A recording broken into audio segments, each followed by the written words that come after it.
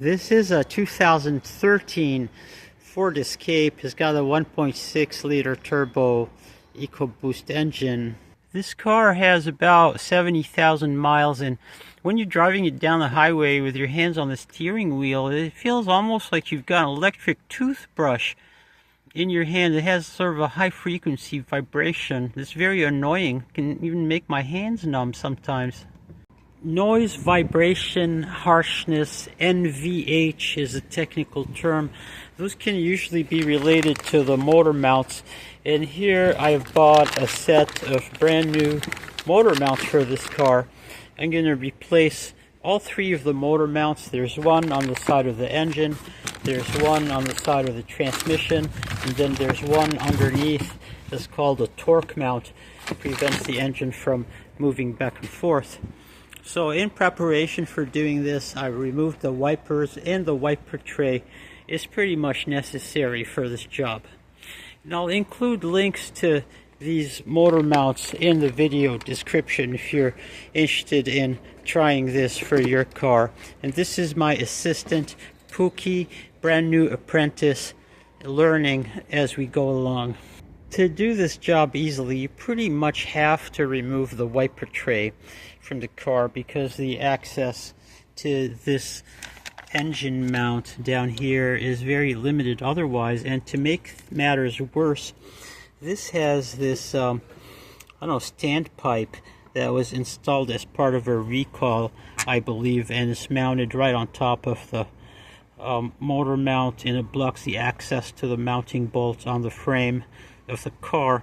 So to get this out of the way, you just pretty much necessary to get the cowl or wiper tray out of the way. And had that standpipe not been there, it would have been possible to do the job on this side without removing the wiper tray, but on the transmission side it would be absolutely necessary regardless. When you do this job, it's very important that you support the engine from underneath. This floor jack with a block of wood under the oil pan will do the trick. So as you can see here, I've removed the motor mount.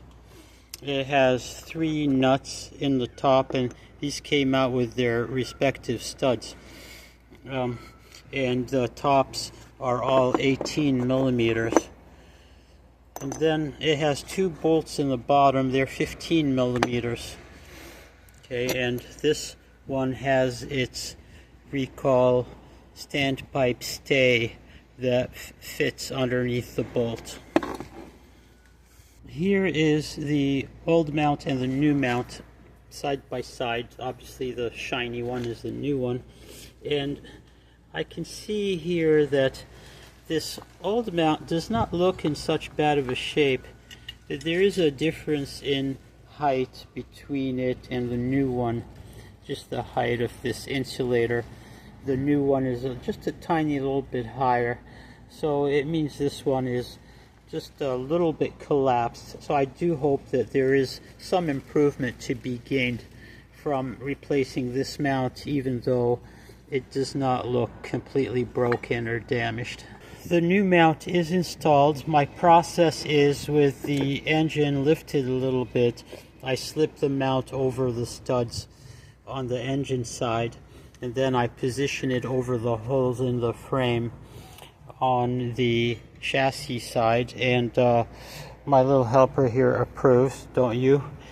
And so then I tighten up the nuts or studs on the engine side first, and I position the bolts on the frame side loosely, and then I lower the car, and at that point I tighten the bolts that are on the frame side, the 2 bolts, the 2 15 millimeter bolts. I've got 1 down and 2 to go. The next one I'm going to do is the torque mount, and for this one you do have to get under the car and remove the undercover, as I have done here, and its location is toward the rear of the engine with just 2 bolts. These are both 15 millimeter bolts, and access is pretty easy. So to get this mount out, we also have to remove this motor mount bracket right here. It has one bolt here, and one on the other side. Where is it? It's up here someplace. So 3 total. So here's what this mount looks like with this bracket. And for this job, it helps to have ratcheting wrenches like these to get into these tight spots where these bolts are mounted. I'll include a link to a set of ratcheting wrenches in the video description. Here's the old one and the new one side by side. There's not much visible difference between the two. And this one does not seem to be in all that bad of shape. We're just going to have to see if this gives any improvement. The method we're going to use here is just fit all the bolts loosely everywhere, and then snug them and tighten them one by one.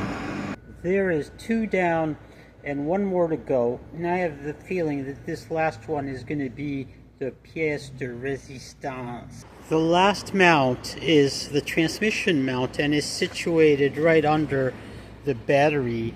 So the entire battery box has to come out to gain access beneath it. And to do that, we have to first remove this air box, which connects to the intake. And this was a reservoir, brake fluid reservoir was bolted to the cowl or windshield tray.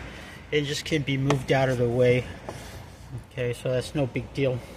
To get the air box out, there's just 1 bolt that has to be loosened. It's on this clamp right here.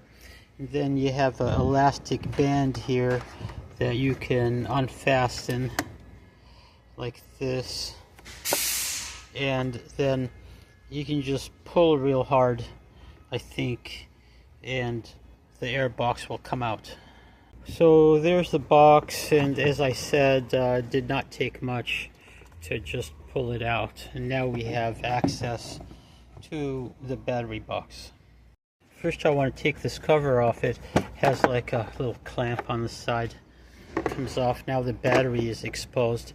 Now I want to remove the rear cover, and it should just pop off like that there. Now I can disconnect the negative battery terminal first. Next you have this battery retainer with a 10mm nut on either side. To make things a little easier, we want to pop this wire bundle out. It has like a retainer, plastic retainer, and then we can remove this front fuse box. It slides off, unfastens, and slides off from the sides of the battery box. So what you do, you just pull this upward a little bit so that this comes off this tooth, and then it just swings forward, and then the battery will come right out. Next we have 3 bolts on the underside of the battery, here, 1, 2, and there. They have 8mm heads. But before this battery box can come out, it has a bunch of stuff hanging off the side of it. There's a solenoid valve for the heater, and there's this junction box for the harness, which is very delicate, and you must be very careful not to damage this, or you'll end up losing communication with your ECU. Now the transmission mount is revealed. It actually has a cover plate over it. This is the support plate for the battery. It has 4 bolts, 1, 2, and then 3 and 4. So we take this plate off. The cover plate is pushed up out of the way. Now we just undo that center bolt, which is 18mm, but first we have to support the transmission with the floor jack as we did before for the engine. Here is the old versus the new, and this has a kind of ballast or a counterweight or some kind, whatever you want to call it, that needs to be removed with these 2 little bolts. Can't tell if they're 8mm or smaller, and attached over onto the new mount. Here it is. I've transferred the counterbalance or ballast from the old mount to the new mount, and here you can see what this center bolt looks like. It's pretty massive. With the transmission lifted up from the jack, from the floor jack, I've repositioned this center bolt and tightened it, and once I get it good and tight, then I can release the jack and drop the transmission. Then I can put the cover plate back on and bolt it down onto the 4 studs in the corners that you can see here. And just be careful when you replace this battery support or cover plate, because there's all kinds of little wire bundles and things that could get damaged if they get pinched, so be careful not to pinch any of the wire bundles. So after doing all that, I get in the car and I start it, and does it seem quieter and smoother? The answer is yes. Driving down the highway, the car is completely transformed from what it was before. It's like a different car, much smoother and quieter. So this repair of replacing the motor mounts was completely worthwhile. Thank you for watching this video.